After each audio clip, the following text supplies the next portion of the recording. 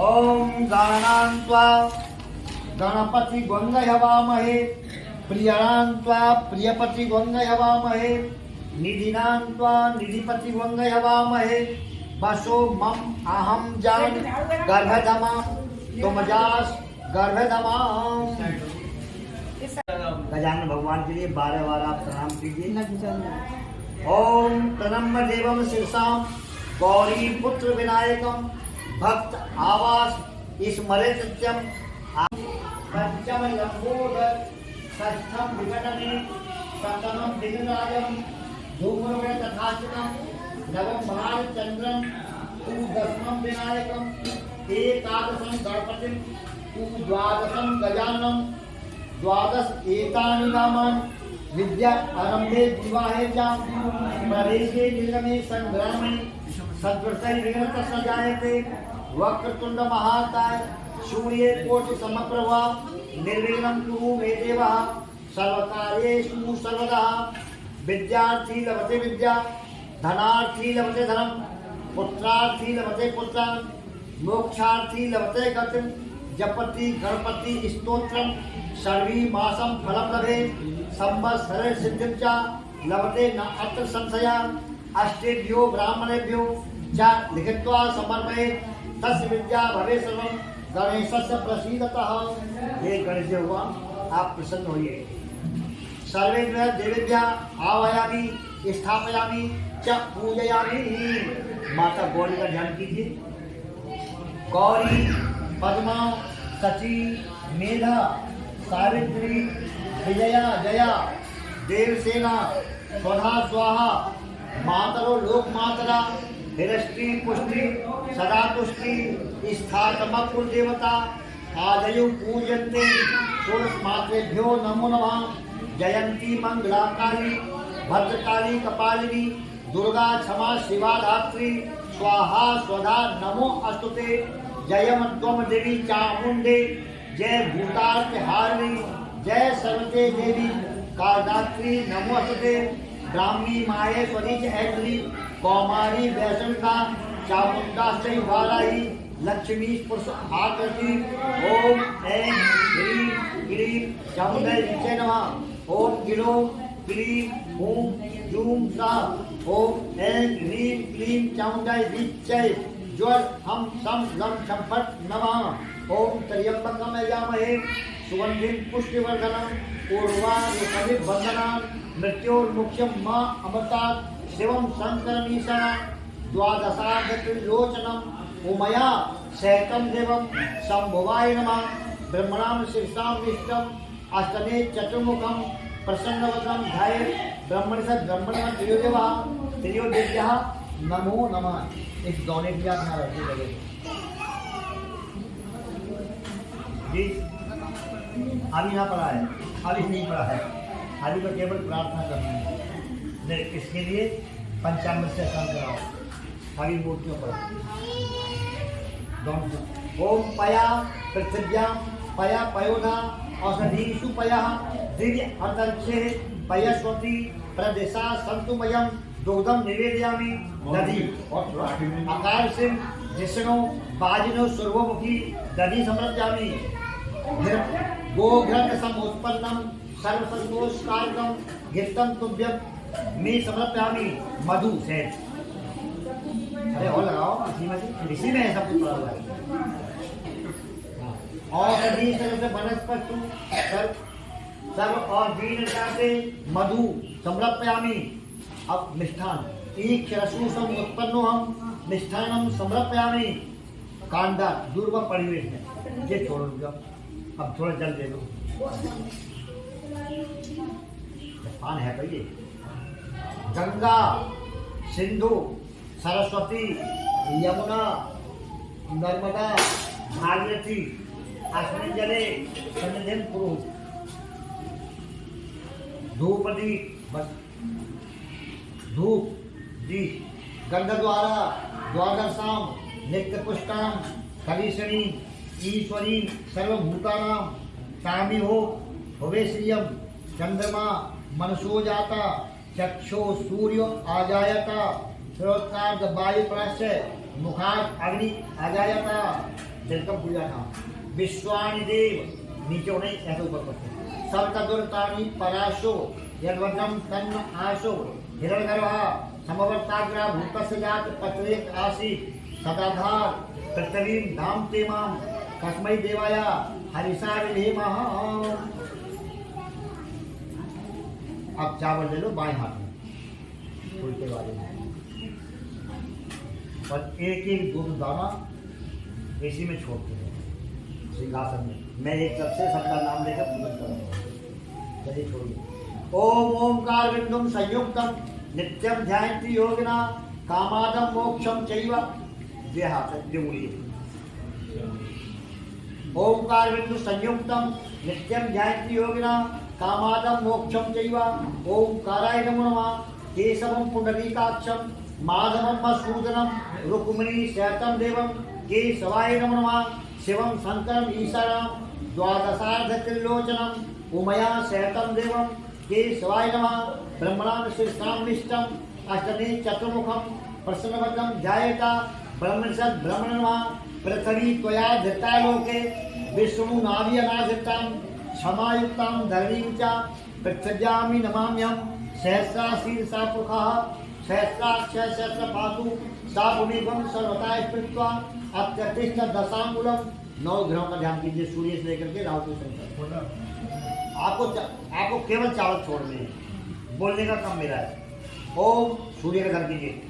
ओम आकर्षण सा वर्तमानो निवेशन मृत्युंजय हिरण्य सविता सूर्याय नमः। आदित्याय च विद्महे प्रभाकराय धीमहि तन्नो सूर्यः प्रचोदयात्। ओम भानवे नमः रवै नमः आदित्याय नमो नमः। चंद्रमा का ध्यान कीजिए। रोवणीशम सुधामूर्ति सुधाकात सुधासन विषम स्थान सबूतम पीड़ा मध्यतु में शशि। चंद्रमा मनसो जाता चक्षु सूर्यो अजायता श्रोत्रार्ध वायु प्राश मुखात अग्नि अजायता। मंगल का ध्यान कीजिए। ओम भूमि पुत्र पूजा नमः बुद्ध का। चंद्रपुत्रो महादेव बुद्धाय नमः। गुरुमंत्री देवमंत्री बृहस्पतये नमः। दैत्याचार्य शुक्राय नमः। सन्नो देवी रवस्त्या आपो भूमि सयोर्य संतुला सविस्त्राय नमः। नीलांजन समाभासम रविपुत्रम यमाग्रजम छाया मार्तंड मृत्युंजय तम नमामि सरिश्चरम सरिश्चराय नमः। राहुआ। ओम अर्धिकाय महावीर्याय चंद्र आदित्य विवर्धनम सिंहिका गण संयुतम तम राहु नमाम्यहं प्रणाम्यहं। केतु का केतु एक सर्वोच्चा अपिस मध्य सत्ताय केतवे नमः। 9 ग्रहों का ध्यान कीजिए। ब्रह्मा मुरारी त्रिगुणांतकारी भाम शशि भूम श्लोक गुरु शुक्र संदाहु केतवा सर्वे ग्रह शांति भवतु। 9 ग्रह पूजा क्यों करते हैं? इसलिए करते हैं सूर्य समय शब्द में प्राप्त होगा। सूर्य शौर्यम देहि चंद्रमा च उच्च पदवी मंगलम मंगल कृत्वा बुधे सद्बुद्धि प्रदे गुरु गुरुताम देहि शुक्र शनि सुखम देहि राहु केतु यशो बलम और हमारे वंश वृद्धि करते हैं। वंश वृद्धि कुत्ते मया और सभी ग्रह मेरे अनुकूल हो जाए। इनको कोई भी ग्रह खराब है तो भगवान भोलेनाथ की प्रार्थना करना चाहिए, भगवान विष्णु की प्रार्थना करिए। ओम सहस्राशीर्षा पुरुषः सहस्राक्ष सहस्रपातु सा भूमिगम सर्वथा स्थित्वा अत्यतिष्ठ दशांगुलम। ओम नागेंद्र हाराय त्रिलोचनाय भस्मांगरागाय महेश्वराय नित्याय शुद्धाय दिगंबराय तस्मै नकाराय नमः शिवाय। मंदाकिनी सरसंधन चर्चिताय नंदीश्वरनाथ महेश्वराय मंदार पुष्पभव पूजिताय तस्मै मकाराय नमः शिवाय। शिवाय गौरी मदाविवृंदा सूर्याय गंगाधरनाशाय श्रीनीलकंठाय वृषध्वजाय तस्मै सिताराय नमः शिवाय। वशिष्ठ कुंभौ गौतम मुनीन्द्रा देवार्ति शेखराय चंद्रार्क वैश्वानर लोचनाय तस्मै वकाराय नमः शिवाय। यज्ञ स्वरूपाय जटाधराय पिनाक हस्ताय सनातनाय विद्याय देवाय दिगंबराय तस्मै यकाराय नमः शिवाय।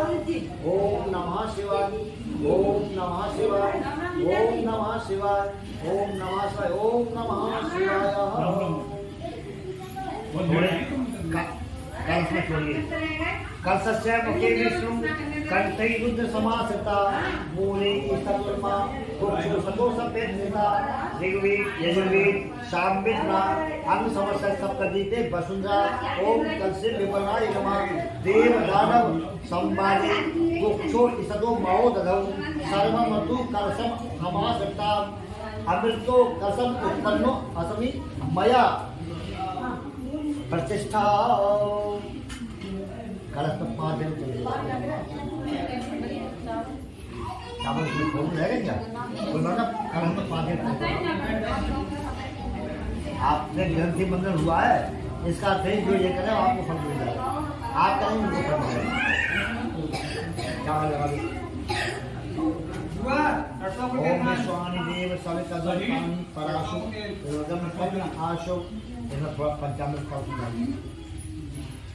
पंचामृतम अकाल मृत्यु हरम और पुष्प सर्व व्याधि विनाशनम मधु शर्करा घृतम शैतम पंचामृतम प्रतिग्रही कामा। इन भगवान के लिए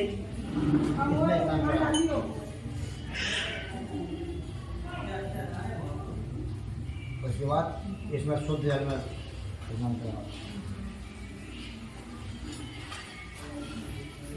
और इनको स्थापन करके कल के स्थान में कर दो और इसमें कर दो सिंहासन में तिलक लगा दो।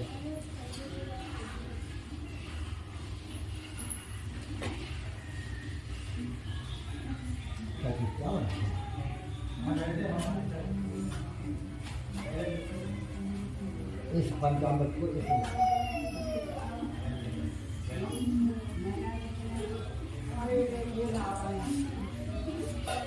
आगे बन गया चरणामृत। पंचामृत की विशेषता तो यह है कि पंचामृतम अकाल मृत्यु हरम सर्वव्याधि विनाशनम मधु शर्करा घृतम शैतम पंचामृतम प्रतिगृहीता। और जब ये चरणामृत बन जाता है तो पुनर्जन्म न विद्यते। इसीलिए चरणामृत को ही पान करते हैं। अब आप थोड़े फूल लो हाथ में और हाथ जोड़िए।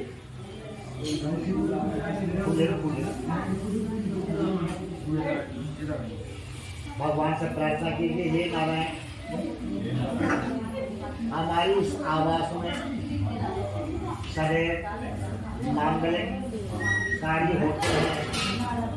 किसी प्रकार से कोई भी नकारात्मक शक्ति अपना कुप्रभाव ना करे।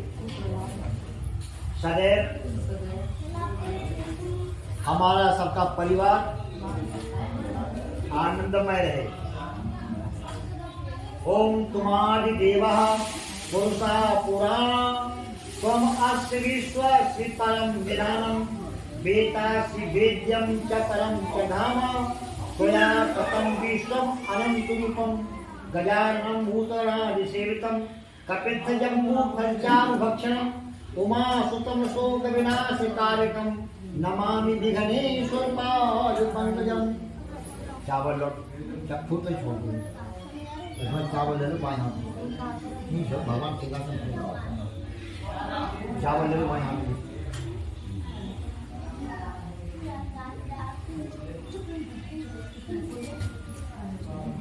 चार दिशाएं वो करो, चार दिशाएं तो अमूमन होती है।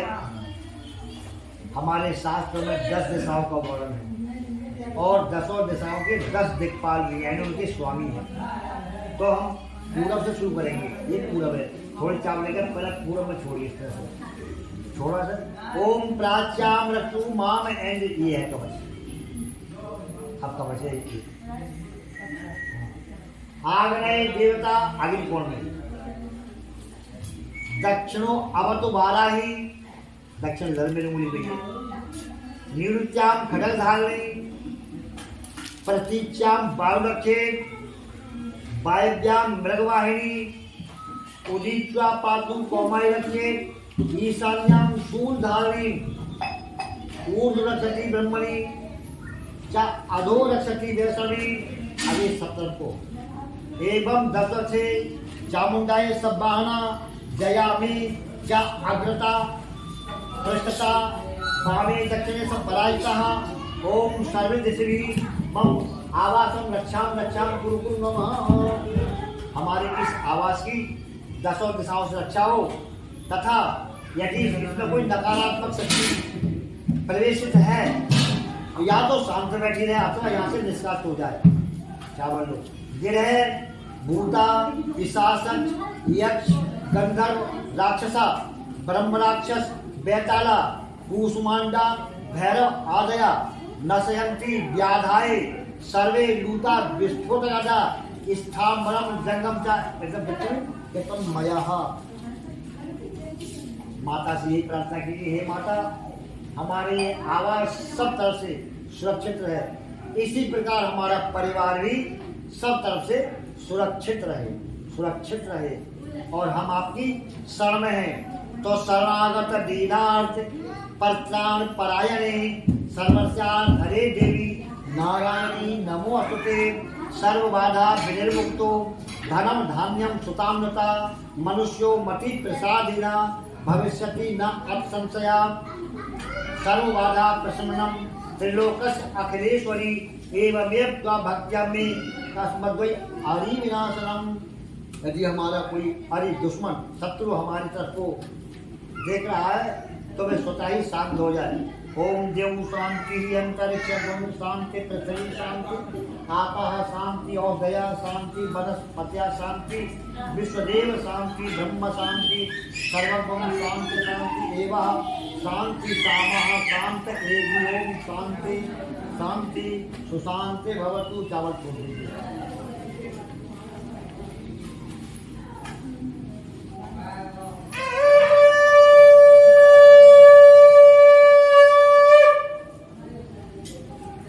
बोले श्री सत्यदेव भगवान की। दो सिक्के जो खुले हुए और एक 50 नोट और एक 100 नोट, दो सिक्के खुले।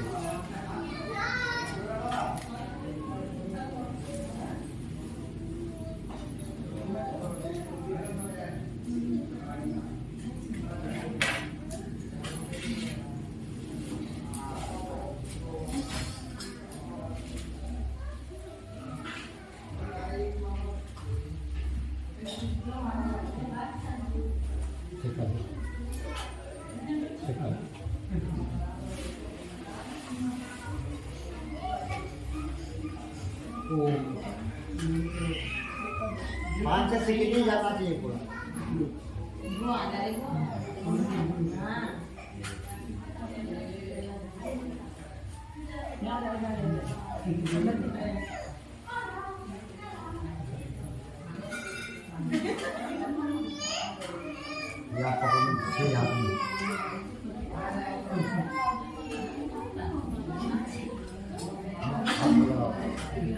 आपको अलग फील करना है, इनको अलग फील करना है।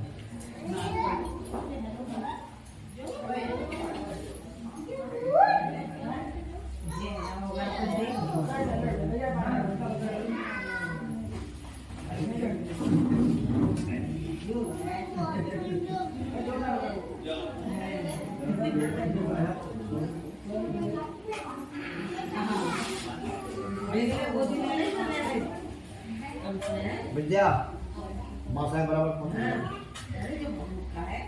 पहुंचो बराबर ले बोली। अरे भाई भैया और मुंह इधर कर देना, इंजेक्शन में मत इधर कर लो। अब बराबर हां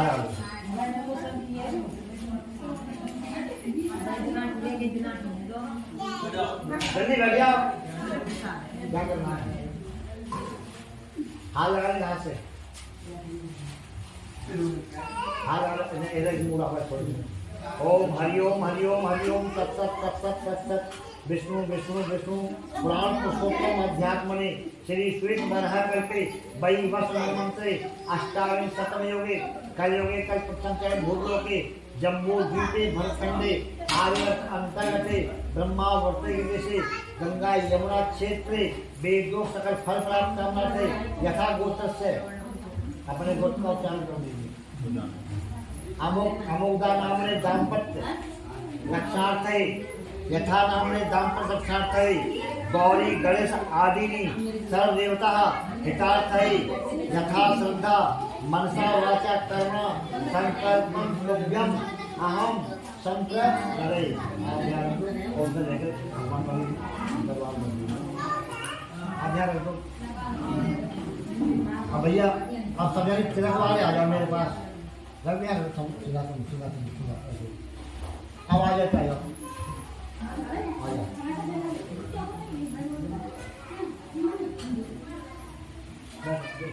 ओम आदित्याय वसुदेवाय विश्वेदेवाय मधुनाः तिलकं ते यच्छन्तु सर्वकामाः सिद्धये।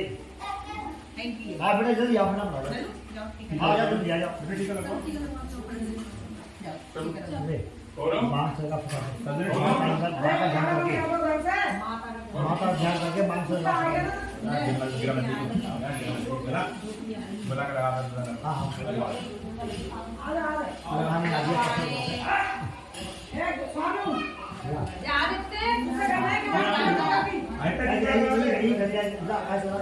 कलावान साथी बांध दूंगा अभी बांध लल्ला लाओ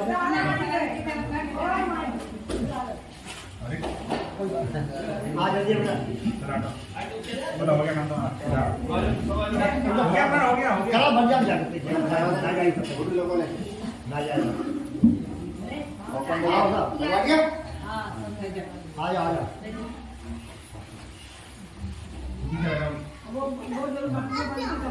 अभी बात है ओम आदित्याय वसुदेवाय विश्वदेव मरुदगण तिलकं ते यच्छन्तु सर्वकामाः सिद्धये। आगे अगर पेमेंट में टिकट लगा दो ओ विद्यावंतं यशवंतं लक्ष्मणं धन धान से प्रदेश अच्छा आदित्य से विद्या आदित्य वसुरुद्रः विश्वदेव मरुदगण तिलकं ते यच्छन्तु सर्वकामाः सिद्धये।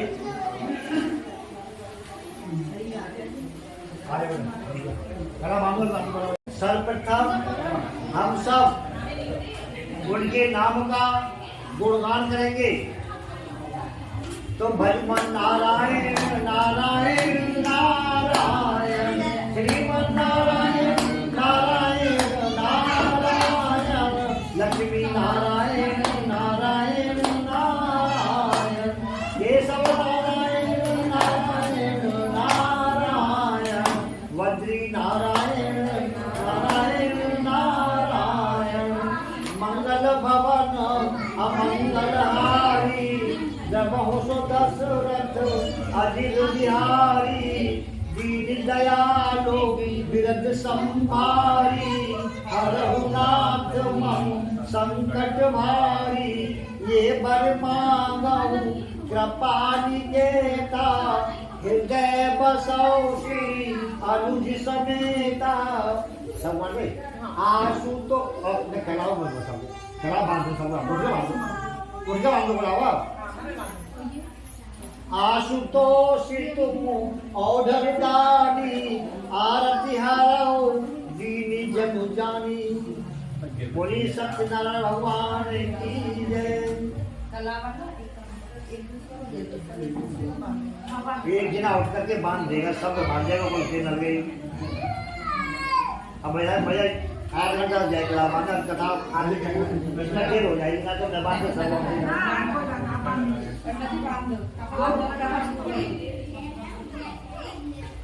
गुरु जी बैठ जाओ आराम से जैसे आपको जैसे पैसा चला भैया। तो कथा प्रारंभ होती है कि एक बार नैमिषारण्य तीर्थ में सोनक आदि 88,000 ऋषियों ने 1000 वर्ष की तपस्या का संकल्प लिया लोक हित के लिए। उस समय हमारे जितने पुराण हैं वो व्यास जी ने लिखे हैं, ये उनका वाचन सूत जी ने किया है। उस समय सूत जी से अच्छा प्रवक्ता और कोई ऋषि नहीं था। तो सूत जी 88,000 ऋषियों के समूह में दूसरे ब्रह्मा की तरह विराजमान थे। तो एक दिन सूत जी ऋषियों से कहने लगे कि ऋषियों, आप लोगों के लिए बहुत काफी समय हो चुका है। आगे बढ़ा थोड़ी बढ़ाओ, बस आप भेजा नहीं। आज आप क्या सुनना चाहते हैं? भैया देखो, ये कचहरी मत करो, चुपचाप सुन लो कथा के लिए। और कथा में से बीच में उठकर नहीं जाते हैं। अगर किसी को जाना है मजबूरी में तो दूसरे को चावल दे जाओ, अपना जा सकता है, ख्याल है, कोई दिक्कत नहीं है।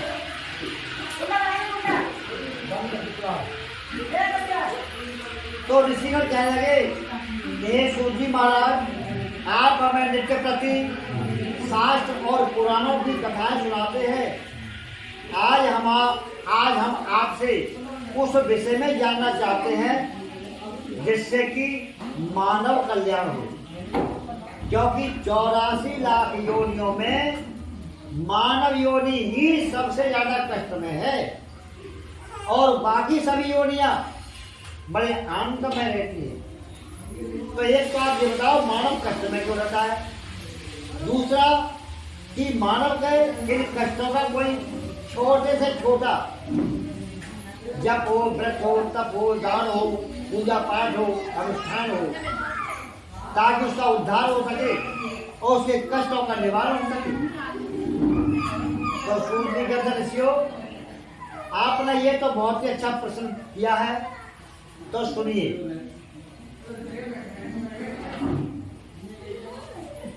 देखिए, सूत जी ने ऋषियों से जो कहा था वो स्वयं का कुछ नहीं था, बल्कि उन्होंने उस प्रश्न को सुनाया है जो भगवान विष्णु ने नारद जी को सुनाया था। तो सूत जी कहते हैं, ऋषियों सुनो, एक बार देवर्षि नारद जी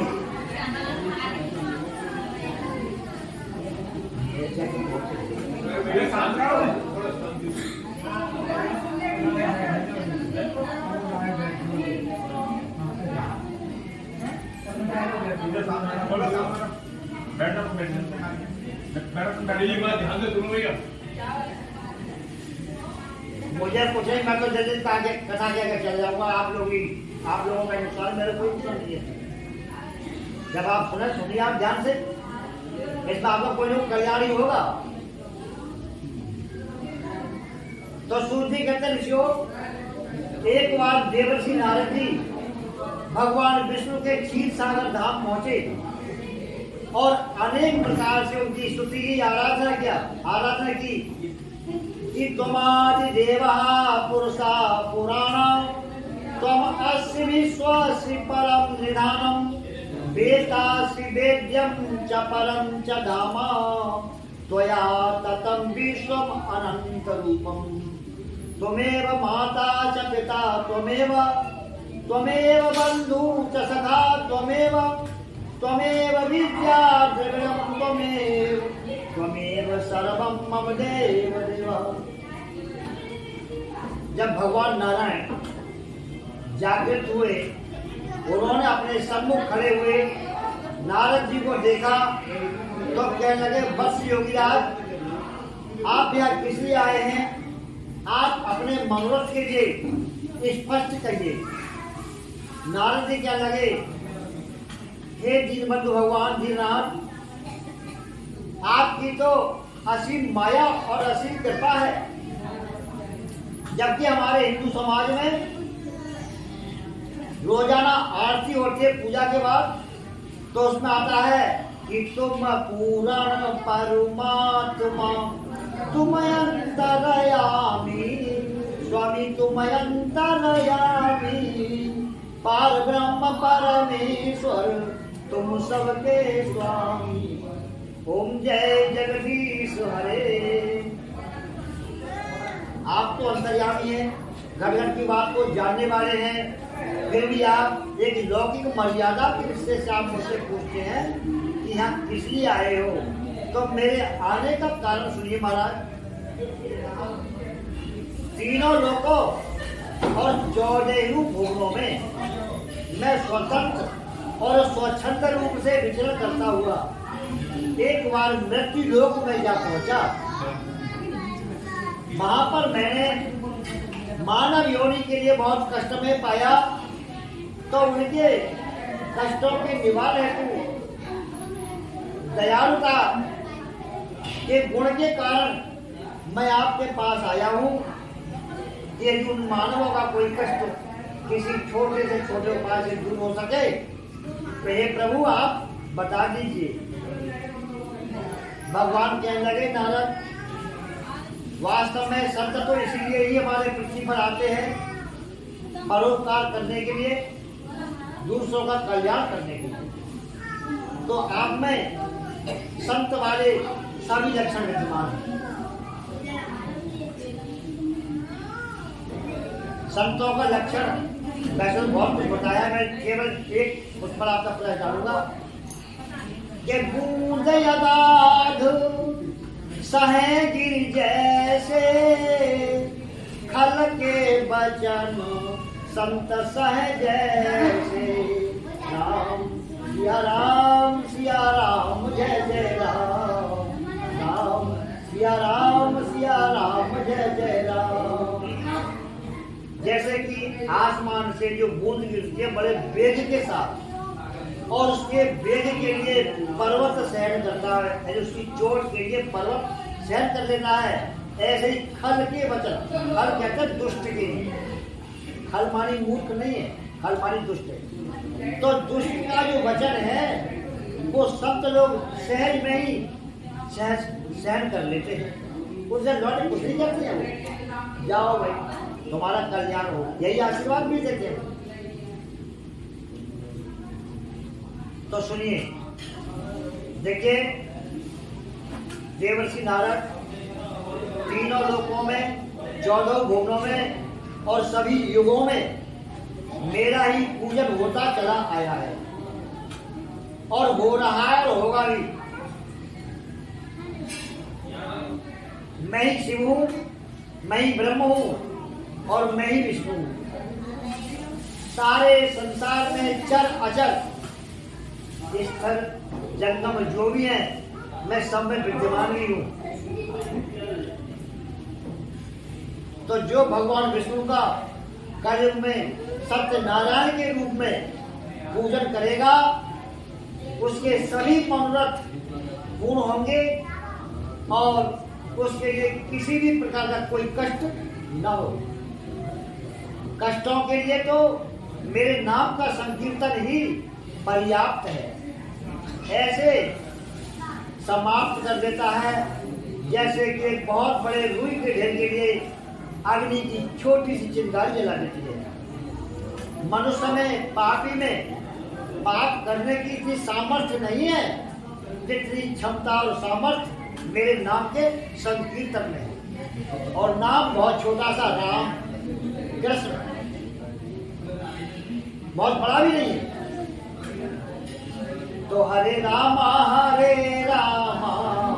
रामा रामा हरे हरे, हरे कृष्णा कृष्णा कृष्णा हरे हरे, हरे राम राम राम हरे हरे, हरे कृष्ण कृष्ण कृष्ण हरे हरे। बोलिए सत्यदेव भगवान की जय। नारद जी कहने लगे, प्रभु आपका पूजन कैसे होता है, कब होता है, किस प्रकार होता है, आप ये तो बताएं। तो भगवान कहने लगे, नारद जी मेरे पूजन के लिए कोई विशेष विशेषता नहीं है। हर महीने में, हर मौसम में, प्रत्येक दिन और प्रति क्षण, प्रति पल, प्रति समय मेरा पूजन किया जा सकता है। किसी प्रकार का कोई बंधन नहीं है। परम आवश्यकता श्रद्धा और भाव की है, किसी विशेष वस्तुओं की भी आवश्यकता नहीं है। अपनी क्षमता अनुसार अपने सम्मुख सिंहासन बना करके उस पर प्रतिमाओं का स्थापन करे, चाहे तो षोडशोपचार चाहे पंचोपचार विधि से पूजन करे और प्रभु से ये प्रार्थना करे, हे नारायण, आज मैं किसी भी प्रकार के कर्षित दूषित कार्य को नहीं करूंगा, आपके ही गुणों का गायन करूंगा। और अंत में भगवान के प्रसाद का भोग लगाए, औरों को भी वितरित करे, स्वयं भी प्रसाद ग्रहण करे। प्रसाद का त्यागन किसी भी अवस्था में नहीं करना चाहिए। वैसे तो प्रकृति में अनेक फल हैं, परंतु कदली फल मुझे सब ज्यादा प्रिय है। कदली फल, केले का वृक्ष जीवन में केवल एक बार ही फल देता है। यदि वृक्ष पर पका हुआ फल है तो उसमें कभी कीड़े नहीं पड़ेंगे। और अब तक ये अनेकों सालों से पकाए जा रहे हैं, इनमें कीड़े पड़ जाते हैं। मेरे पेड़ में पके हुए फल पर कभी कीड़ा नहीं पड़ता। दिन भी रखा है। बच्चा, युवा और वृद्ध सभी इसको खा सकते हैं, कभी किसको नुकसान नहीं देता। फल फूल मेवा मिष्टान पत्रम पुष्पम फलम तोयम, जो भी प्राप्त हो सके उसको एकत्रित करे, पंचामृत में भगवान को स्नान कराए, चढ़ाए, उसका चरणामृत बनाकर सबको वितरित करना। भगवत कीर्तन आदि का गुणगान करना चाहिए। रात्रि में मेरे ही नाम से चाहे नृत्य करे या गीत गाए या जागरण करे, उनके सबके मनोरथ पूर्ण होते हैं, इसमें कोई संदेह नहीं है। नारायण नारायण योगी नारद जी का महामंत्र था। मां से प्रणाम करके जब मृत्यु लोक में आए तो उन्होंने ब्रह्मा जी, शिव, व्यास जी आदि को ये बताया। तब से हमारे देश और विदेशों में भी इस पूजन का आयोजन होता ही रहता है। अब सूत जी कहते हैं, ऋषियों, आपके प्रश्नों का तो सब प्रमाण उत्तर मिल गया, अब आप क्या सुनना चाहते हैं? तो ऋषिगण कहने लगे,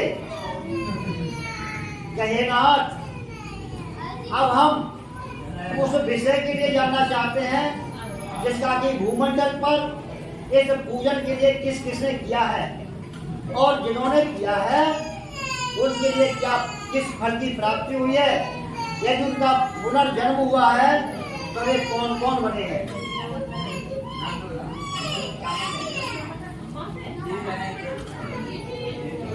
तो सुनिए, यहाँ से कथानक प्रारंभ होता है। ये कथानक स्कंद पुराण के अंतर्गत है, जो कि आपको इस छोटी सी पुस्तक पर दे दिया है। इसमें 5 अध्याय हैं, छोटे छोटे विस्तृत नहीं है। सर्वप्रथम काशीपुरी नामक सुंदर रमणीक नगरी में सतानंद नाम का एक गरीब ब्राह्मण रहता था। वह गरीब ब्राह्मण नित्य प्रति भिक्षा अर्जन करता था, अपना और अपने परिवार का पालन पोषण किया करता था। एक दिन वही गरीब भिक्षार्जन करने निकला तो उसके लिए भिक्षा में कुछ भी प्राप्त नहीं हुआ। उसने सोचा, खाली भिक्षा पात्र लेकर के अपने घर आ गया और सोचने लगा कि चलो आज नारायण आपकी ऐसी इच्छा है तो यही से तो भगवान के प्रसाद का जो कुछ भी कुछ रखा हुआ था उसे उसने खा लिया और सोचने लगा, चलो नारायण की ऐसी इच्छा है तो यही से। प्रातःकाल उठा, उसने सोचा कि ऐसे भी नगर में रहने से क्या लाभ है जहाँ भिक्षा और दान में भी आपत्ति है, अर्थात मुझे नगर छोड़ देना है। नगर छोड़ करके दूसरे नगरों के लिए जाने लगा। उसके पास लोटा सोटा डोर कमंडल माला पुस्तक ले ली और भगवान का अनन्य भक्त के होने के कारण भगवती भजन करता हुआ ओम नमो भगवते वासुदेवाय ओम नमो भगवते वासुदेवाय, इस महामंत्र का जाप करते करते चलने लगा। उसका ध्यान भगवान के भजन में था। थोड़ा आगे जाकर दो मार्ग जा रहे थे। एक मार्ग सुंदर नगर को जा रहा था और दूसरा मार्ग सघन वन की ओर। तो नगर वाला मार्ग भटक करके वे सघन वन में चला गया, जब बोलते बियावान जंगल। लेकिन भगवान का गुणगान बंद नहीं था कि भजमन नारायण नारायण नारायण। भगवान का सिंहासन हिला। उन्होंने देखा कि मेरा भक्त बियावान जंगल में खड़ा है, इसके लिए कोई जंगली पशु इसका भोजन करे, मेरा एक भक्त कम हो जाए। तो भगवान ने हर समय हर काल प्रतिक्षण अपने भक्तों की सहायता की है। वहां जाकर के भगवान ने एक ब्राह्मण का रूप धारण किया और उसके सम्मुख आकर खड़े कहने लगे, अरे सतानंद, तुम इस बियावान जंगल में क्यों खड़े हो? अपने आने का मुझे कारण बताओ। सतानंद ने अपने सम्मुख खड़े हुए वृद्ध ब्राह्मण को देखा, जो कि अतुल तेज वाले थे, जिनकी तुलना किसी नहीं कर सकते थे। आयु का प्रमाण करते हुए पहले सतानंद को प्रणाम किया और कहने लगे कि मैं सतानंद गरीब ब्राह्मण भिक्षार्जन अपनी कथा सुनाने लगे। बोले ठीक है, आप अपनी कथा मत सुनाइए, हमें आपके विषय में सब कुछ ज्ञात है। आप दरिद्री हैं, तो हम आपकी दरिद्रता को दूर होने का एक उपाय बताएंगे, आप कर लीजिए। आपकी दरिद्रता और आपके सारे कष्ट शीघ्र ही नष्ट हो जाएंगे। आशा भरी आंखों से उनकी ओर देखा और कहने लगे, प्रभु आपकी कृपा हो, आप बता दीजिए। तो वो कहने लगे कि तुम भगवान सत्यनारायण का पूजन कर लो, उसी से आपके सभी कष्ट दूर हो जाएंगे। तो ब्राह्मण देव ने, सत्यानंद ने अपने हाथ पर लोटे से थोड़ा कमंडल से जल लिया और संकल्प करने लगे कि हरिओम तत्सत, आज नगरों में भिक्षा प्राप्त करने से जितना धन मिलेगा उसी से मैं भगवान सत्यनारायण का पूजन करूंगा। उनका ध्यान तो गया हथेली की ओर और भगवान ने देखा तो वहां से अंतर ध्यान हुआ। अब तो सतानंद ने जब अपने सम्मुख खड़े हुए वृद्ध ब्राह्मण को नहीं प्राप्त किया पाया तो बड़ा चिंतित हुआ और सोचने लगा कि मैंने बहुत बड़ी भूल की। वो तो स्वयं नारायण थे जिन्होंने मुझे दर्शन दिए, परंतु पहचान न सका। लेकिन एक भूल तो कर दी, अब दूसरी भूल नहीं करूंगा। तो हमारे यहाँ एक भजन आता है कि बड़े प्रेम से मिलना सबसे दुनिया में इंसान रे, ना जाने किस भेष में बाबा मिल जाए भगवान रे। तो हमारा जो मानव जीवन मानव को दिया गया है एक दूसरे के साथ प्रेम के साथ रहने के लिए, ना कि कटुता के साथ। तो हम एक दूसरे से प्रेम बरसने के साथ। सतानंद सुंदर नगर में पहुंचा और वहां जाकर उसने भिक्षा अर्जन की, तो उसे कभी ये आशा ही ना होगी कि हमें कितना धन मिल जाएगा। सबसे अधिक धन प्राप्त हो गया, उसकी झोली भिक्षा से धन से भर गई। अब तो वापस अब नगर की ओर आ रहा है और सोच रहा है कि आज तो अभी तक मैंने पूजन भी नहीं किया, तब तो मुझे इतना धन मिल गया, और जब मैं पूजन करूंगा तो फिर कितना प्राप्त हो जाएगा। इसी आशा के साथ घर आया और उसने समयानुसार सभी वस्तुओं को एकत्रित कर लिया और भगवान सत्यनारायण जी का पूजन किया। तो सूर्य जी कहते ऋषियों, सत्यनारायण का पूजन करना हुआ और सतानंद के घर में रिद्धि सिद्धियों का प्रवेश हो गया, धन धान से परिपूर्ण हुए। बाकी प्रजा ने सोचा कि एक तो ये ब्राह्मण, दूसरे धनवान, क्यों ना इनके लिए ही अपना राजा चयन कर लिया जाए। तो प्रजा ने उनके लिए अपना राजा चयनित कर लिया। अब एक भिखारी और बन गया राजा। भगवान की माया का किसी को पता नहीं, क्योंकि तूने राजा रंग बनाए और तूने भी चुप राज बिठाए। तेरी लीला अजब महान बना मन मंदिर आलीशान। तेरे पूजन को भगवान बना मन मंदिर आलीशान। लाई ते पर्वत करे, पर्वत लाई मान। कोई देर नहीं लगती इनके लिए। तो सतानंद जी महाराज राजाओं के भी राजा महाराजा बने। इनके एक मित्र थे जब ये गरीब थे तब, लकड़हारे। इनका भी रास्ता दूसरे नगरों में जाने के लिए भी वन में होकर के जाना था, और लकड़हारे का भी काम जंगल से लकड़ी काट करके लाने का था। रोज के मिलने से इनमें आपस में सघन मित्रता हो गई। अब तो काफी समय बीत गया, पंडित जी महाराज मिले नहीं। लकड़हारे के लिए चिंता हुई कि इतना समय बीत गया, मेरे मित्र मुझसे नहीं मिले। चलो आज लकड़ियों के लिए उन्हीं के नगर क्षेत्र चलते हैं, भाई उनके दर्शन हो जाएंगे और हमारा व्यापार भी हो जाएगा। गौरा से बेचन हरिजन एक पंथ दो कार्य। हमारे भारत की संस्कृति है, दो काम तो करती है, परंतु अहिंसा के साथ, हिंसात्मक नहीं। लकड़ियों का गट्ठर लेकर के लकड़हारा पुराने जो पहले जाता था उसी स्थान पर पहुंचा, तो वहां तो टूटी सी मड़िया है ही नहीं, और तो राजमहल बने। देख करके बड़ा विस्मित हुआ, सोचने लगा कि पंडित जी कहीं चले गए अथवा शरीर पूरा हो गया। तो थोड़ा आगे बढ़ा तो उसने एक वयोवृद्ध व्यक्ति को पाया। उनसे कह लगा कि यहाँ पर सत्तू महाराज रहते थे, पंडित जी वो कहाँ चले गए।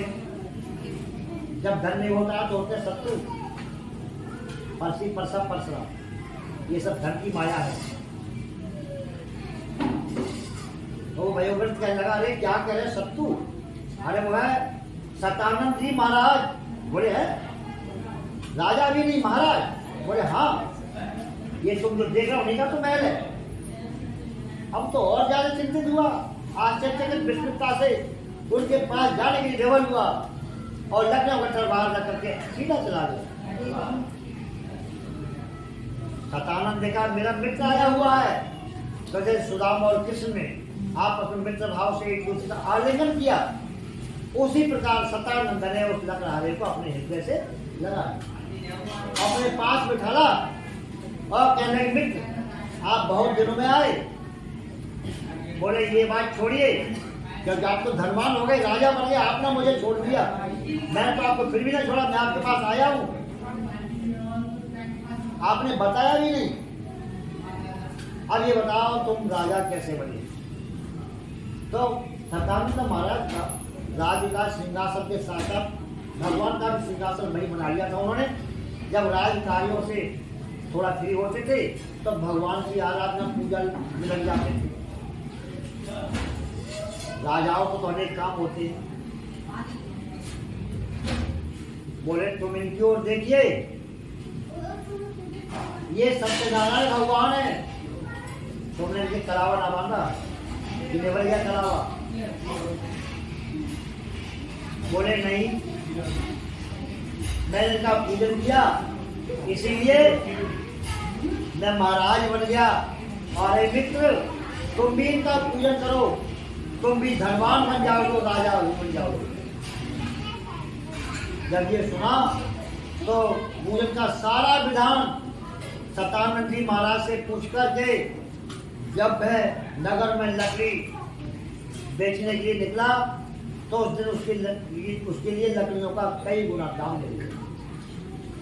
बड़ा प्रसन्न हुआ और घर आया, समय अनुसार भगवान सत्यनारायण जी का पूजन किया। तो ऋषियों लकड़हारे ने पूजन किया, उसके घर में भी धन धान की वृद्धि हो गई, परंतु राजा नहीं बना। धनवान तो बन गया, राजा कब बनेगा आगे जाकर बताऊंगा। तो जो भगवान सत्यनारायण का पूजन करता है श्रद्धा भक्ति और भाव से, उसके मनोरथ शीघ्र ही पूर्ण हो जाते हैं। बोले श्री सत्यदेव भगवान की जय। आप लोग अपने पुष्पों को दिए बैठे रहो, आप बार बार चढ़ाएंगे लेंगे।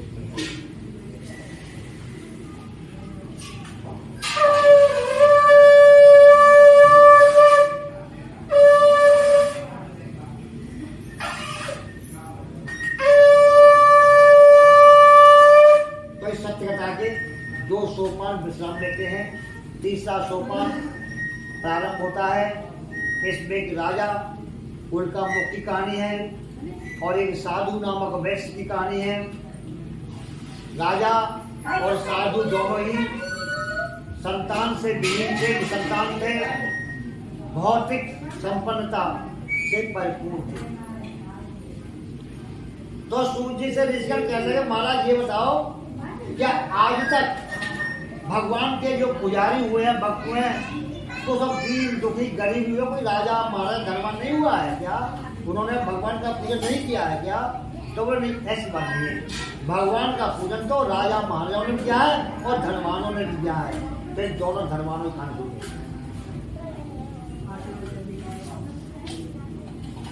उल्का मुख नाम के राजा जो अपनी प्रजा का पुत्रवत पालन पोषण करते थे, उनके संतान एक दिन सभा में बैठकर अपने मंत्रियों से कहने लगे, हे मंत्रियों, जब हमारे को संतान ही ना होगी तो हमारा आगे वंश कैसे चलेगा?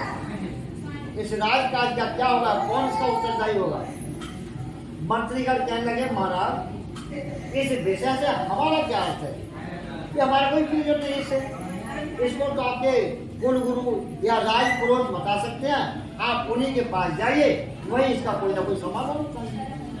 तो राजा और रानी दोनों ही अपने राजगुरु आश्रम में, जो उनके कुल की पहले कुल पुरोहित चले आ रहे थे, उनके आश्रम में पहुंचे और वहां जाकर के साष्टांग प्रणाम किया, उनके चरणों में लौट लगे और कहने लगे कि जब संतान ही ना होगी तो वंश वृद्धि कैसे होगी?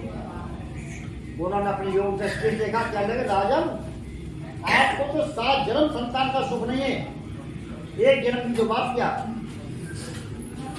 बोले फिर महाराज इसकी कोई युक्ति है, उपाय है? तो कहने लगे, सुनिए, निसंतान को संतान प्राप्त होने के 5 उपाय हमारे शास्त्रों में इनका वर्णन। सबसे पहले 18 पुराण हैं, इसमें एक पुराण ऐसा है जिसका नाम है महापुराण भागवत, और सब खाली पुराण है। तो या तो महापुराण का नहीं, भागवत पुराण का वचन वाचन कथन स्वयं पढ़े या सुने, उसका सप्ताह करें, अथवा हरिवंश पुराण की कथा। तीसरा माता सत्यचंडी के सोयज्ञ पुत्र श्रेष्ठी यज्ञ और भगवान सत्यनारायण की पूजा। एक और है पुत्रदा एकादशी का व्रत अनुष्ठान। इनमें से किसी को भी कर लिया जाए, श्रद्धा किया जाए, संतान की प्राप्ति हो जाए।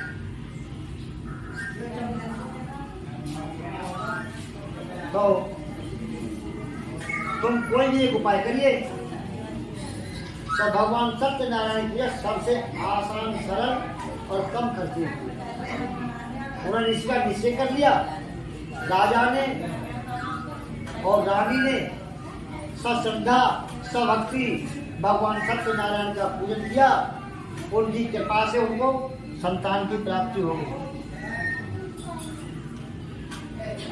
एक दिन भद्रशिला नदी के किनारे बैठकर यही उल्का मुख राजा अपनी प्रजा के साथ बैठ करके भगवान सत्यनारायण का पूजन कर रहे।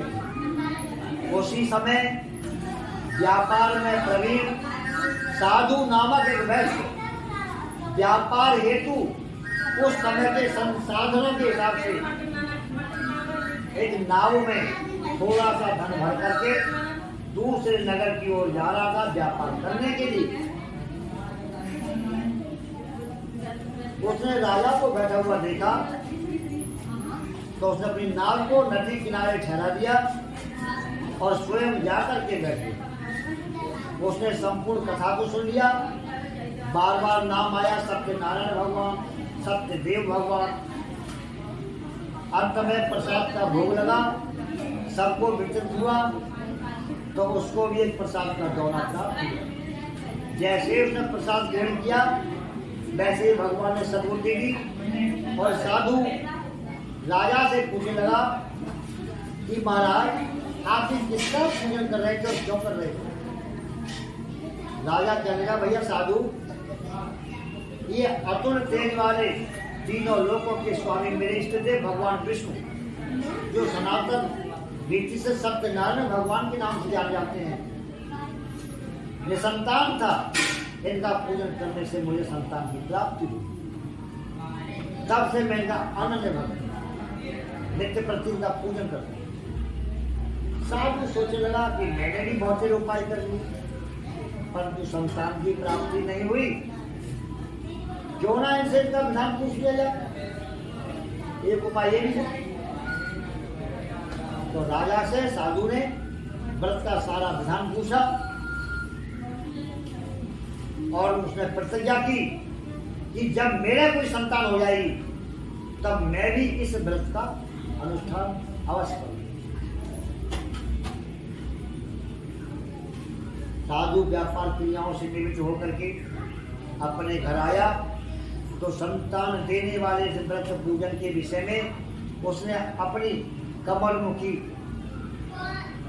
भार्या, जिसका नाम था लीलावती, से सारा वृत्तांत कह दिया। लीलावती भी कहने लगी स्वामी पुण्य की जब तो सदा हरी होती है, अवश्य करेंगे। भगवान ने सोचा कि अब तक तो इसने अकेले ही प्रतिज्ञा की थी, परंतु अब तो सब पत्नी, इसीलिए ही दाम्पत्य जीवन में प्रवेश करने के बाद पूजा पाठ दान सब पत्नी करना चाहिए। अभाव में उसके कुछ नियम हैं, उनके साथ करना चाहिए।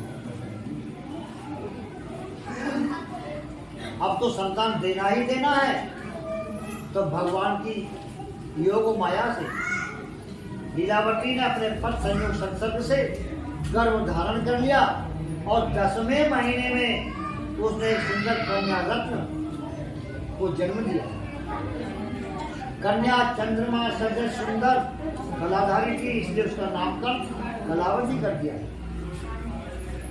बड़े मीठे शब्दों में कहते कि स्वामी आपका मनोरथ तो पूरा हो गया, पर जब उस पूजन को भी कर लिया जाए।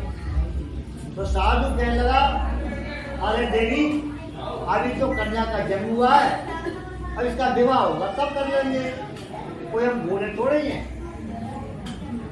भगवान ने सोचा चलो ठीक है, कुछ दिन की बात है।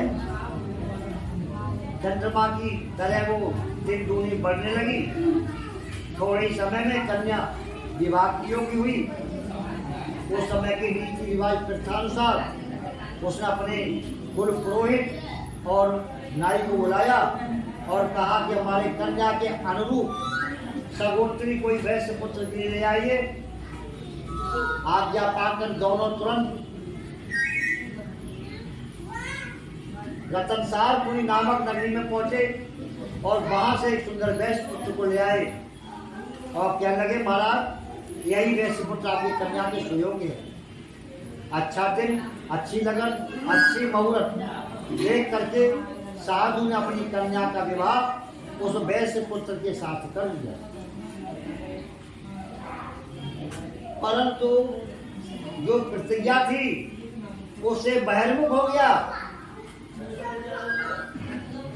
सभी आनंद से रहने लगे। भगवान ने सोचा कि दुनिया को तो मैं अपनी उंगली पर नचाता हूँ और ये साधु मुझे नचा रहा है। उमा दारू जो से तकी नहीं सब ही नचावत राम गोसाई।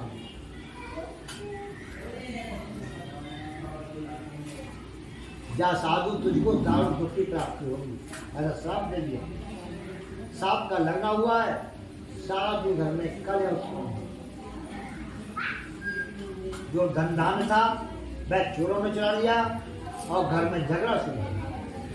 एक दिन साधु अपने जमाता से कहने लगा कि लाला जी, देश चोरी परदेश भी, यहाँ हम किसी समय नंबर 1 के सेठ थे, अब यहाँ पर हम कोई छोटा कार्य नहीं कर सकते, इस तरह विदेशों में चलते हैं, वहाँ कोई ना कोई धंधा करेंगे। तो जो कुछ भी था घर में थोड़ा बहुत वही नाव में ले लिया, रख लिया और व्यापार करने के लिए चंद्रकेतु के नगर में पहुंचे। वहां जाकर के व्यापार किया। भगवान की माया से मायावी 2 चोरों ने राजा चंद्रकेतु का धन की नाव में चुरा करके रख दिया, जिसके अभियान में राजा चंद्रकेतु के चोरी के इल्जाम में जेल में बंद गए। ये दोनों यहाँ जेल की यात्रा हो रहे हैं। घर पर क्या होता है कि जो कुछ बाकी धन बच रहा था उसके लिए चोरों ने चुरा लिया। आदि व्याधि शारीरिक मानसिक आर्थिक हर प्रकार के कष्टों से कष्टित होती हुई लीलावती और कलावती भिक्षा के लिए दर दर डोलने लगी हैं कि भिखारिणी बन गई। एक दिन कन्या कलावती अपनी माता से कहने लगी, हे माँ, मैं नगर में जा रही हूँ और कुछ खाने पीने के लिए लेके आऊंगी, तब तक आप मेरी प्रतीक्षा करें। जैसा आज हमारे गुरु जी के यहाँ भगवान संत सत्यनारायण का पूजन हो रहा है, ऐसे किसी साधु के मंदिर में भगवान सत्यनारायण का पूजन हो रहा था। सभी लोग चुपचाप बैठे हुए थे, कथा सुन रहे थे। कन्या भी पीछे जाकर के चुपचाप बैठ गई, उसने संपूर्ण कथा को सुन लिया। अंत में भगवान के प्रसाद का भोग लगा, सबको वितरित हुआ। कन्या को ही प्रसाद का एक दोना प्राप्त हुआ। कन्या सोचने लगी कि प्रसाद थोड़ा है और हम 2 प्राणी हो गए, तो शेषनाग भी अपने हजारों फलों से वर्णन नहीं कर सकते, सरस्वती स्वयं नहीं लिख सकती कि माँ और बेटी में जो स्नेह होता है, प्यार होता है, प्रेम होता है, उसके लिए वाणी से नहीं कहा जा सकता, केवल उसका अनुभव होता है।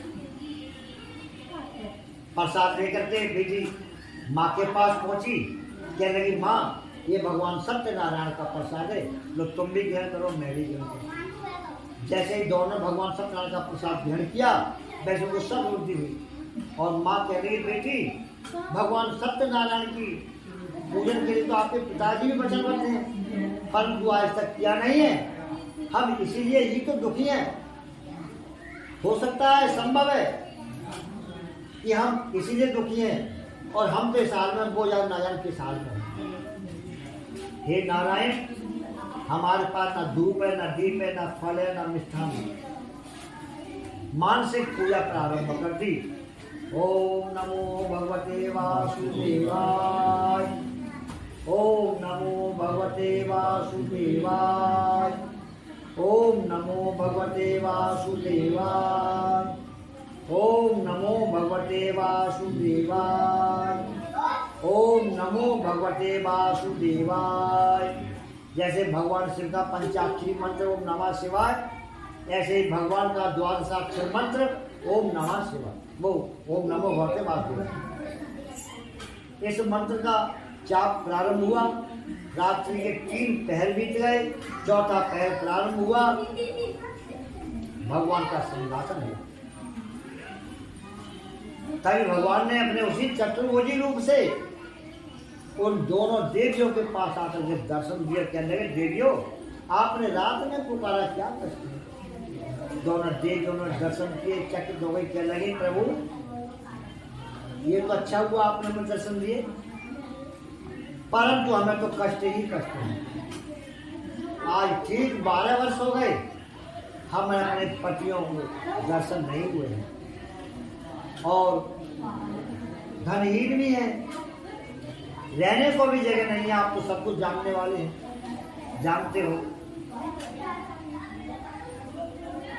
रामायण में एक जगह आया है कि जब भगवान राम 14 वर्षों के लिए वन यात्रा में भ्रमण कर रहे थे, तो भारद्वाज, याज्ञवल्क्य आदि सबके यहाँ पहुंचे थे।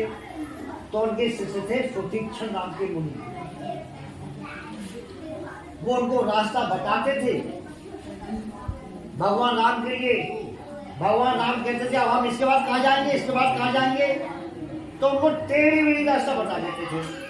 क्या बाबा हमें बर्धमान आना है और चलना है पूर्वाखरा से, क्या आप दफ्तर आ जाओ, फिर सिरसा आ जाओ, फिर बिजौर जाओ, तब बर्धमान आओ। तो वो घुमा करके जिसमें ज्यादा समय लगे ऐसी रास्ता बता देते थे। उसका कारण क्या था कि ये जब तक पहुंचेंगे तब तक मैं वो आश्रम में पहले पहुंच जाऊंगा। भगवान की चतुराई को समझ गए तो कहने लगे अच्छा ये बताओ सूत्र खड़िए आप क्या चाहते हो, आपने हमें इतना धर्म किया है, आपकी इच्छा क्या है।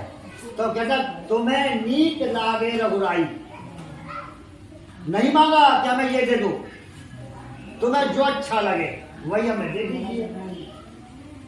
तो वैसे ही दोनों देवी कहने लगी कि आपको जो उचित वर्ष लगे वो आप हमें दे दीजिए। बोले ठीक है, हम आपके लिए आपके जो भी कष्ट हैं वो सभी कष्ट आपके दूर हो जाएंगे। ऐसा वरदान दे करके भगवान महाशंकर ध्यान हो गए, परंतु सोचने लगे भगवान के सामने भी समस्या आ गई कि दोनों जेल में है, अभी तो ये फाइल भी कम्प्लीट नहीं हुई है, तब क्या होगा। तो जा करके राजा चंद्रकेतु को भगवान ने स्वयं स्वप्न में आवाज कराया था कि राजा चंद्रकेतु तुम्हारे कारागार में जो दो वैश्य हैं, बंदी हैं, वो चोर नहीं है, जबकि चोरी के अभियान में इल्जाम में तुमने उनके लिए बंद कर दिया है। उनके लिए प्रातः काल होते ही छोड़ देना, जितना धन ले लिया है संबंधन वापस कर देना। यदि ऐसा नहीं करोगे तो मैं तुम्हारे राज्यपाट को नष्ट कर दूंगा। प्रातः काल होते ही राजा चंद्रकेतु अपने स्वप्न की सभी बात के लिए सभा समूह में बताया। तो सभी सभा समूह में जो वरिष्ठ मंत्री आदि थे उन्होंने भी कहा कि राजन ये सवेरे सवेरे का सपना ये सत्य है, अवश्य इस कार्य करना चाहिए। तो राजा चंद्रकेतु ने उन दोनों व्यापारियों के लिए भय से मुक्त कर दिया, कारागार से मुक्त कर दिया और जितना धन था वो बड़ा चढ़ा करके उनको दे दिया और आज्ञा दी कि हे महाजनों तुमने अपने भाग्य से कष्ट पाया, तुम्हारे भाग्य में लिखा हुआ था जेल खाना, इसलिए तुम अब यहाँ से भय मुक्त हो अपने नगर को जाओ। तो राजा चंद्रकेतु के लिए दोनों महाजनों ने प्रणाम किया, आज्ञा शिरोधार्य की और अपनी मांग यात्रा प्रारंभ कर दी। जब साधु ने अपनी नाव को देखा तो नाव तो धन से परिपूर्ण हो गई। सोचने लगा कि हम दोनों जेल में पड़ रहे और हमारा व्यापार बढ़ता रहा, अब तो मैं जाकर के पूरा नगर सेठ बन जाऊंगा। ऐसा उसको अहंकार हो। भगवान ने सोचा चलो तुम्हारा अहंकार अभी देखिए। एक दंडी स्वामी का रूप धारण किया और आकर कहने लगे कि साधु के नाव में क्या बना हुआ भैया। अहंकारी साधु मन में भगवान को ना पहचान सका और कहने लगा अरे दंडी तू क्यों पूछता है, इस नाव में तो घास फूस पूरा कटहल पेड़ पत्ता आदि भरा हुआ है, क्या कोई रुपया पैसा मुद्रा लेना चाहते हैं? कुछ नहीं है। बोले बस हमें कुछ चाहिए, आपने अपने मुख से जो खाया वही सब। तो इस प्रकार से कह करके दंडी स्वामी को जा करके पीपल के वृक्ष के नीचे बैठ गए समुद्र के किनारे, और साधु ने अपनी नाव को देखा तो वो जो कहा था भाई वह मूर्छित होकर के जमीन पर गए। दामाद जी ने उनको होश में कराया और कहने लगे लाला जी ये साधु का श्राप है, दंडी स्वामी के पास चलना चाहिए, वही कोई ना उसकी युक्ति बता देंगे। तो दोनों दंडी स्वामी खोज करते करते उसी स्थान पर पहुंच गए जहाँ दंडी स्वामी पदासीन थे। जाकर के दोनों चरणों में लौटने लगे और कहने लगे हे प्रभु आप प्रसन्न हो जाइए, हमने आपसे जो कटु वचन कहे उन्हें क्षमा कर दीजिए, क्योंकि आप तो सर्वज्ञ हैं और हम लोग तो अल्पज्ञ हैं।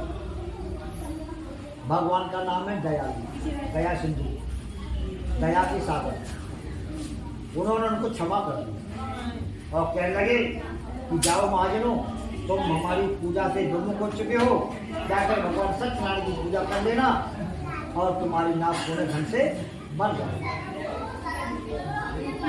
साधु ने उनके पैर पकड़ लिए। भगवान ने कहा आप क्यों नहीं जाते, हम तो जाओ यहाँ से। बोले महाराज एक वरदान और दे दीजिए। बोले बताओ क्या चाहते हो। कि जब तक मैं शरीर से जीवित रहूं तो जैसी भूल मैंने समय की है ऐसी कभी ना करूं। बोले ठीक है बस अब तो जाओ। बोले महाराज एक और दे दीजिए। बोले क्या चाहते हो बताओ ना, एक बार में कह दो। यदि मुझे पुनर्जन्म होता है तो मैं भक्तों में और दानियों में शिरोमणि बनूं। बोले जाओ एवं मस्त। आशीर्वाद प्राप्त कर साधु और दामाद नाव के पास आए। नाव को धन से भरा देख करके बड़े प्रसन्न हुए। वहां बैठ कर उन्होंने भगवान सत्यनारायण का पूजन किया। पूजन करने के काम अब नगर नाव के लिए अपने नगर की ओर प्रस्थान कर दिया। सनई सनई नाव नगर की ओर आ गई। नाव के लिए नदी किनारे ठहराकर अपने वित्त रक्षक दूत को आदेश दिया कि हमारी शेखानी और हमारी पुत्री से जाकर के हमारे आगमन की सूचना दे। उस समय लीलावती और कलावती दोनों भगवान सत्यनारायण का पूजन कर रही थी। साथ दूत के मुख से आगमन वचन सुन करके पति दर्शन की लालसा जिज्ञासा मैं उसको तीव्र गति से प्रेरित कर दिया। लीलावती अपनी पुत्री से कहने लगी बेटी मैं लाला जी के दर्शन करने जाती हूँ, तू भी सीधी आ जा। बेटी लीलावती पुत्री ने भी पूजन को न समापन लिया, न प्रसाद का भोग लगाया, न औरों को बांधना स्वयं लिया।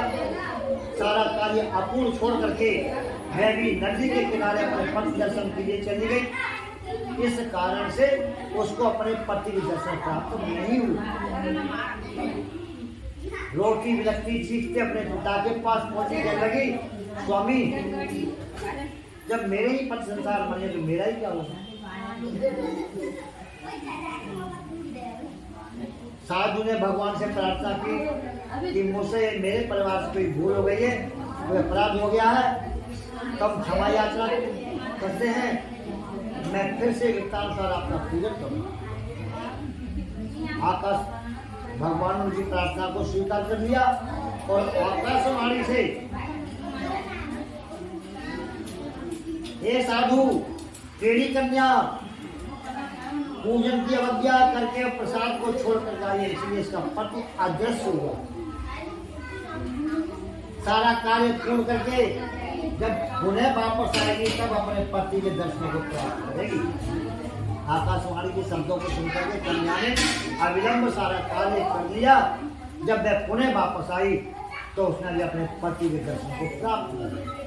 फिर सबने मिलकर भगवान सत्यनारायण का पूजन किया और सभी लोग धन नाव सहित परिवार सहित अपने नगर में और अपने घर में आकर के रहने लगे।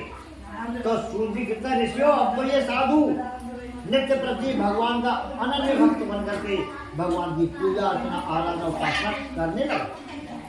तो जो भगवान के लिए सच्चे मन से सच्चे हृदय से सभक्ति सश्रद्धा इनका नाम संकीर्तन करता है, पूजा पाठ करता है, भगवान के सबके मनोरथों को पूर्ण करते हैं। बोले श्री सत्यदेव भगवान की जय। आप लोग छोड़ दीजिए।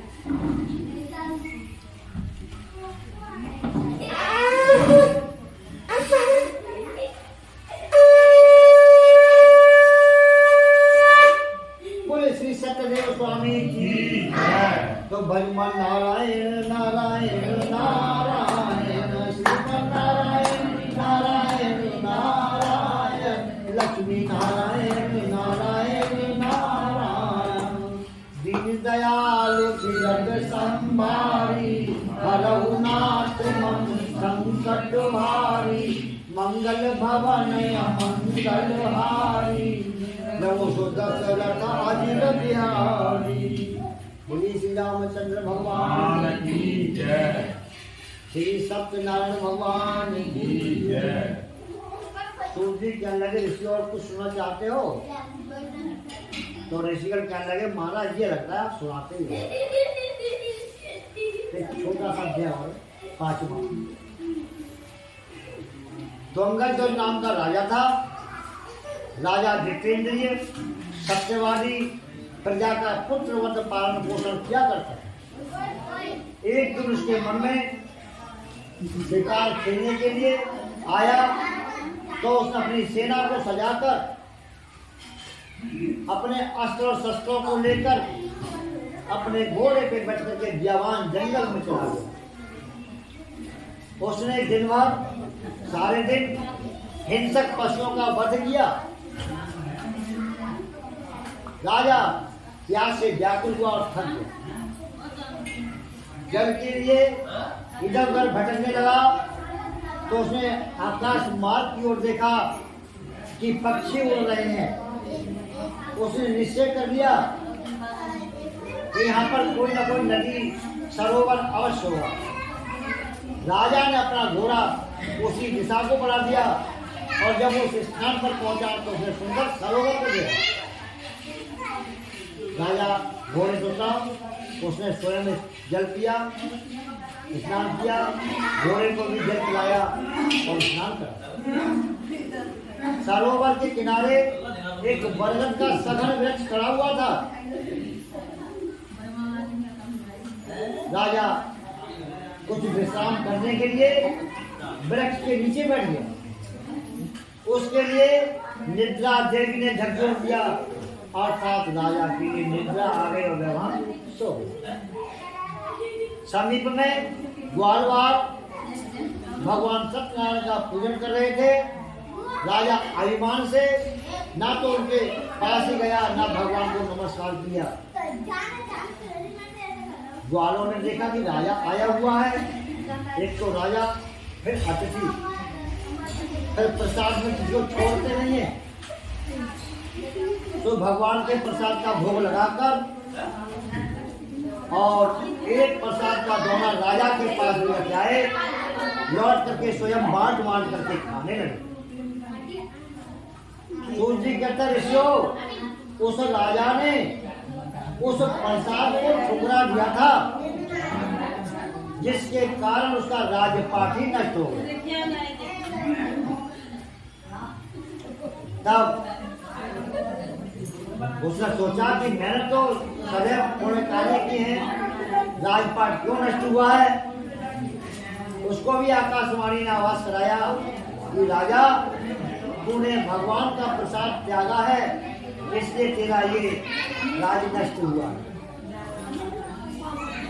उन्हीं ग्वालों के पास जाकर के सभक्ति भगवान सत्यनारायण का पूजन करेगा, तब अपने खोए हुए राजपाट को पुनः प्राप्त कर लेगा। आकाशवाणी के द्वारा सुने हुए शब्दानुसार उस राजा ने बियावान जंगल में जाकर उन ग्वालों के साथ बैठ करके सब भक्ति भगवान सत्यनारायण का पूजन किया, और उनके हाथ से लिया हुआ जब प्रसाद ग्रहण कर लिया है, जाति धर्म वर्ण का भेदभाव छोड़ दिया। और जब वह पुनः वापस आया, तब उसके लिए अपना राजपाट पुनः सकुशल पूर्ववत मिला है।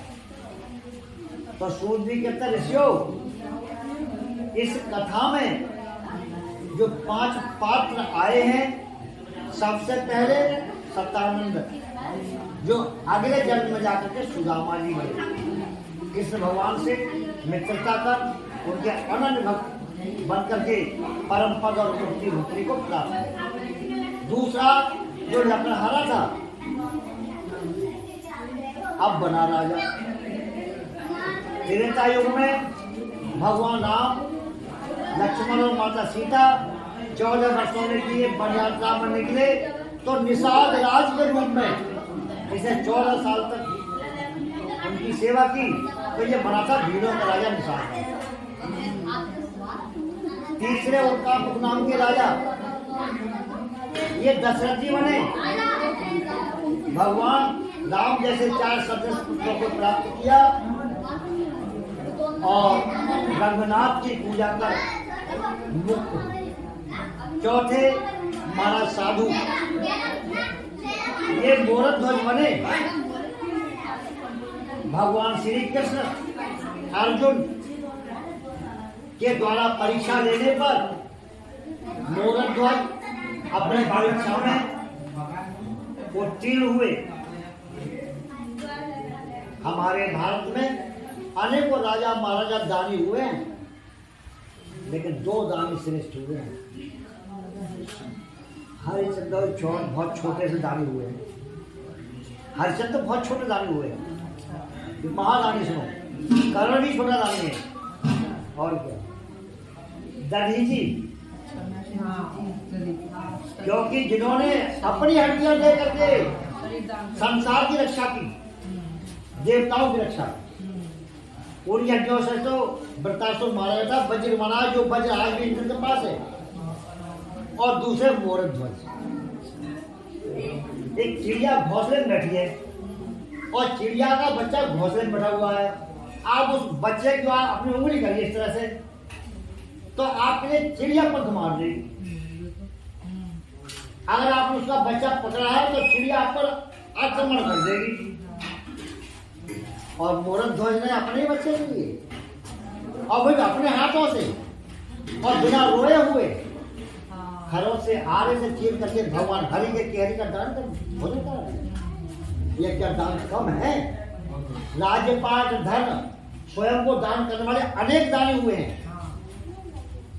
कर्ण ने, भीष्म पितामह ने अपने ही मृत्यु का सब कुछ बता दिया कि आप मेरी मृत्यु ऐसे होगी, भाई शिखंडी को बैठा देना, मैं देखूंगा ये पूर्व जन्म स्त्री था, मैं बाढ़ नहीं चलाऊंगा, अर्जुन मेरा शरीर देख देगा। कर्ण ने अपने कवच कुंडली दे दिए, जो 5 बाण कर्ण को दिए थे वो बाण भी दे दिए। अरे अपनी मृत्यु को बता, तो अपने तो शरीर को देने वाले बहुत हुए हैं। महाराज हरिश्चंद्र ने तो अपने राजपाट को दिया था, और क्या इसके अलावा और क्या दिया, और वह भी उनके लिए वापस मिल गया। कहने का अर्थ यह है कि भगवान सत्यनारायण की शरण में जाना ही हम लोगों के कष्टों का निवारण उपाय है। क्योंकि जब संसार में कोई सहारा न होता है तब हम भगवान की शरण लेते हैं, और भगवान ही उस कष्ट के लिए निवारण भी करते हैं। इसके अलावा कोई दूसरा कारण नहीं है। इसलिए बोले श्री सत्यदेव भगवान सत्यनारायण स्वामी की आज की कथा विश्राम लेती है। अगला समय आने तक के लिए आप सब लोग पुष्पों के लिए इकट्ठा कर लो और भगवान को अर्पण कर दीजिए। एक जना ले लो सबको।